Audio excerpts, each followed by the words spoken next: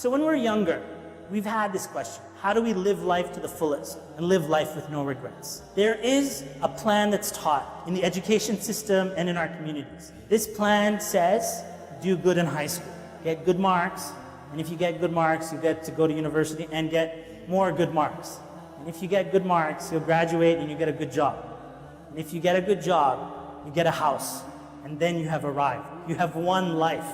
Or you get a house and a car, and then you're worthy of being married. And then you get a wife, and then you live happily ever after at age 27. Remember I said, who's 33 years old? Because this story of what success is or live life to the fullest, it runs out of gas.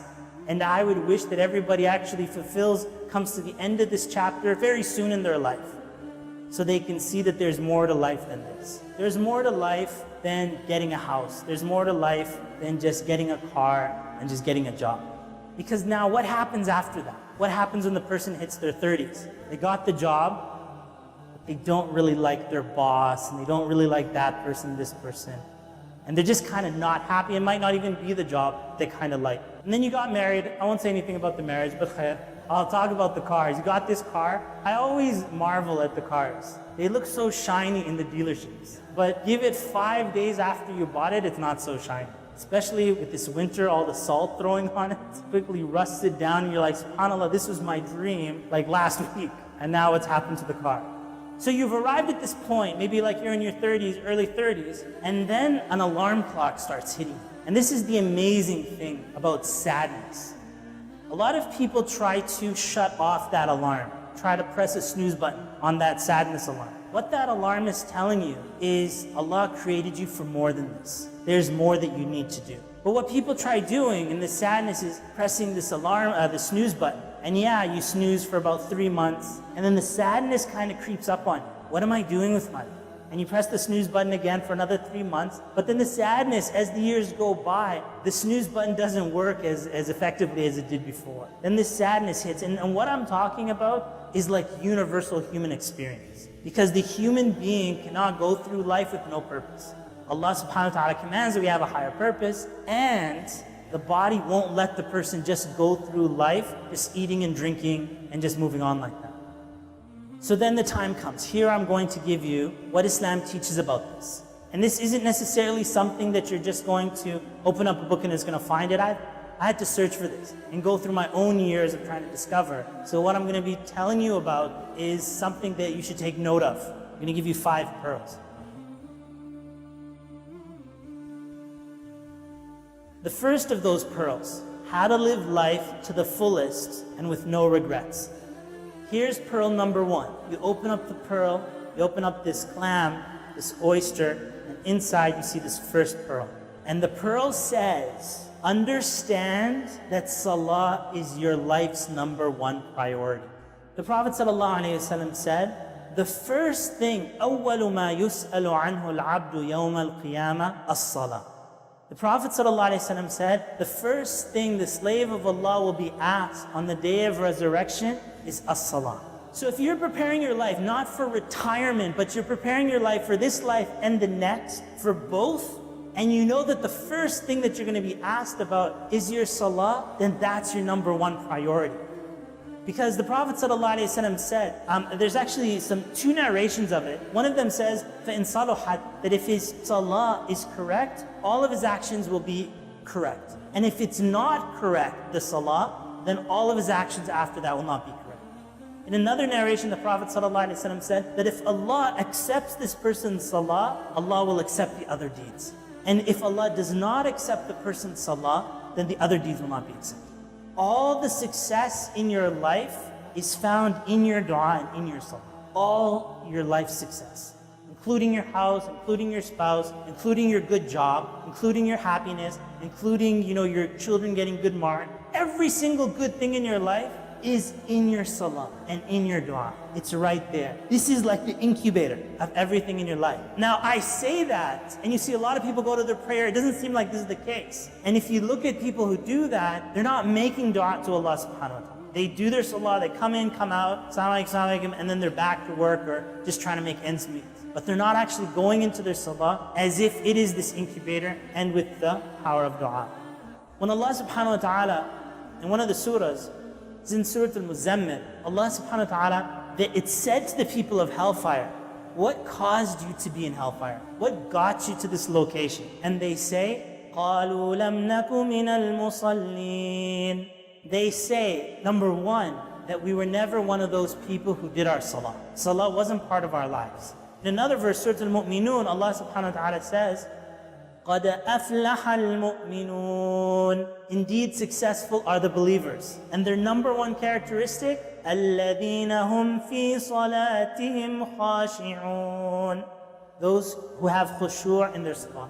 They're concentrating and they're putting their heart into their prayer. The first characteristics of ultimate success. We're not talking about like a small dunya success, but we're talking about dunya and akhirah success. That the first of those gems is that salah is has to be your number one priority. Number two pearl. So you crack open that oyster, and you're looking at the number two pearl, to live life to the fullest with no regrets. This pearl says that your career doesn't matter. Everybody frets about their career. What am I going to study? What does Allah want me to study? This degree or that? Allah, what do you want? So pearl number two, that your career does not matter. What does matter though? There is a career that you absolutely must have in order to live life to the fullest and to live with no regrets. That is the career of Abdullah and Amatullah. To live your life with the career of being the servant of Allah. Then you have no regrets. Does anybody go to Jannah, look back at the dunya and say, man, I wish I had studied something different in university? There's no regrets. But somebody in hellfire might say something like that. May Allah subhanahu wa ta'ala protect us. So whether somebody becomes a doctor or engineer, or they open up a store, or somebody drives a taxi cab, or somebody owns a bookshop, or whatever it is, the whole community, all of these things are needed. And it makes no difference what you do. All of that is a livelihood. Inshallah ta'ala, you get rewarded for providing for your family, alhamdulillah, halal income, that's fine. But in the grand scheme of things, living life to the fullest, no regrets, it does not have anything to do with your career. It has all to do with living your life worshiping Allah subhanahu wa ta'ala. Living your life as Abdullah, or living your life as Amatullah.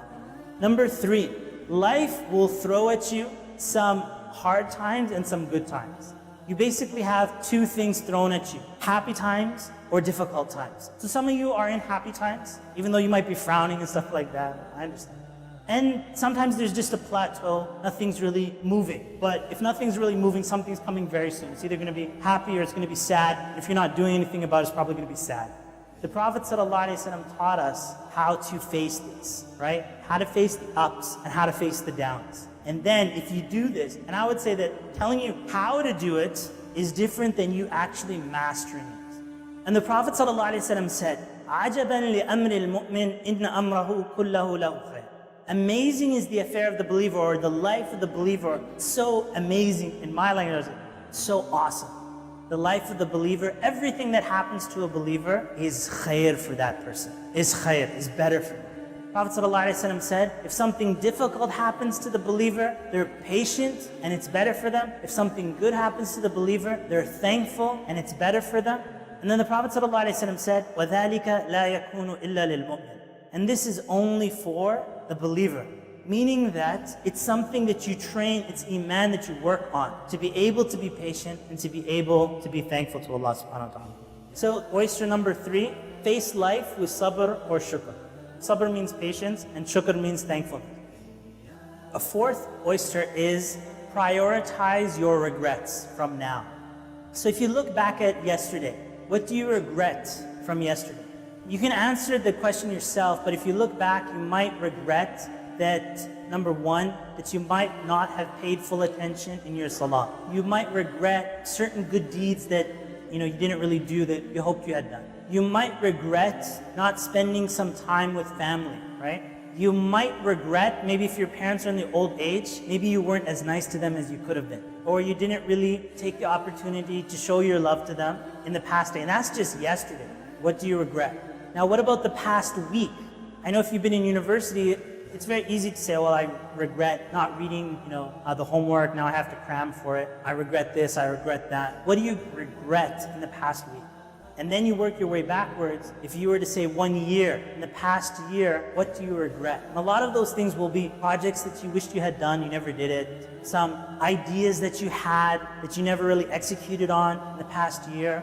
And I won't say the past decade, what you regret. Maybe you're still young and 10 years ago is a long time. But if you start making that list, things that you wish you had done, and start prioritizing it, what do you really regret?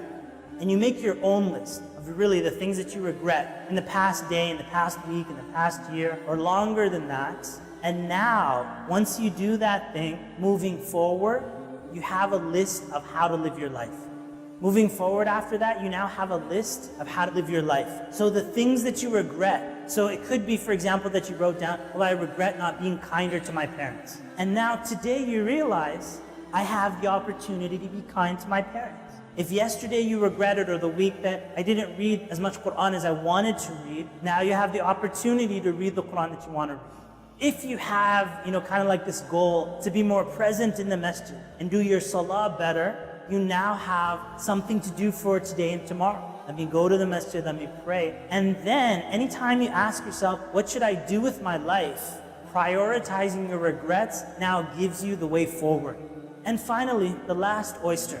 The oyster says that Allah controls the world and not you.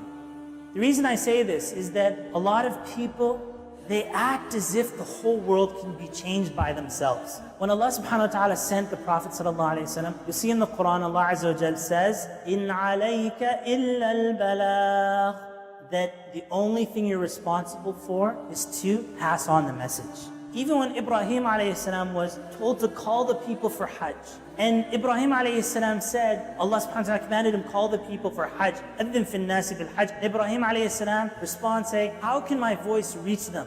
And Allah subhanahu wa ta'ala says, it's not your responsibility for your voice to reach them, it's your responsibility to pass on the message. And Ibrahim alayhi salam called the people to Hajj. Until today, thousands of years later, people are still answering that call, and the voice reaches. And I'm saying this one from my own experience working in the da'wah. The analogy that I give for it, that you're not in control, Allah subhanahu wa ta'ala is in control, and the power is in Allah subhanahu wa ta'ala's hands. The analogy that I give is like a train. This train and Allah's deen, Allah subhanahu wa ta'ala is pushing the train forward. How many people became Muslim has nothing to do with us, right? And every time somebody becomes Muslim, ask them, where did you learn about Islam? From a book that somebody wrote 50, 60 years ago, that they found in the library, or they looked it up. They themselves are searching for the truth, right? Allah subhanahu wa ta'ala's deen moves forward, and I wish that there were better, people leading in that train. But the train will go forward regardless. It's Allah subhanahu wa ta'ala's deen, and the world is in Allah subhanahu wa ta'ala's hands.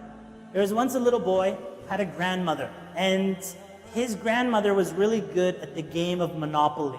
And she used to beat her grandson in this game of Monopoly, and he used to get beaten really badly. So after one summer of being beaten really badly, he decided that year, in that upcoming year, to get really good at the game. In the next summer when he goes and visits his grandma and so on, he's like, I'm going to spend the whole year playing this game, getting really good at the game, and so on. So the next year came along, and they went to visit the grandmother. And this boy, 1 year older, lays out the Monopoly board game, and he says, bring it on. Left, right, Park Avenue, this, that, buying hotels. And basically, after purchase, this boy destroyed his grandmother, crushed her. And so as he was, finishing off the game, and his grandmother's going bankrupt, and it was coming to the end, the grandmother had one last move, and with it, she won the game. As the game came to a conclusion, she said, my dear son, even though you've won all of these things, at the end of the game, everything goes back into the box. After everything you've accumulated, and all the toys and gadgets and houses and cars, everything goes back into a little box. So there's nothing really to win in this dunya, because it's all going back into the box. Sooner or later, it's all going to go back into the box. And the sooner you realize that, the sooner you'll win at this game of life. And inshallah ta'ala, your focus won't be here, but it'll be on the dunya and the akhirah, prioritizing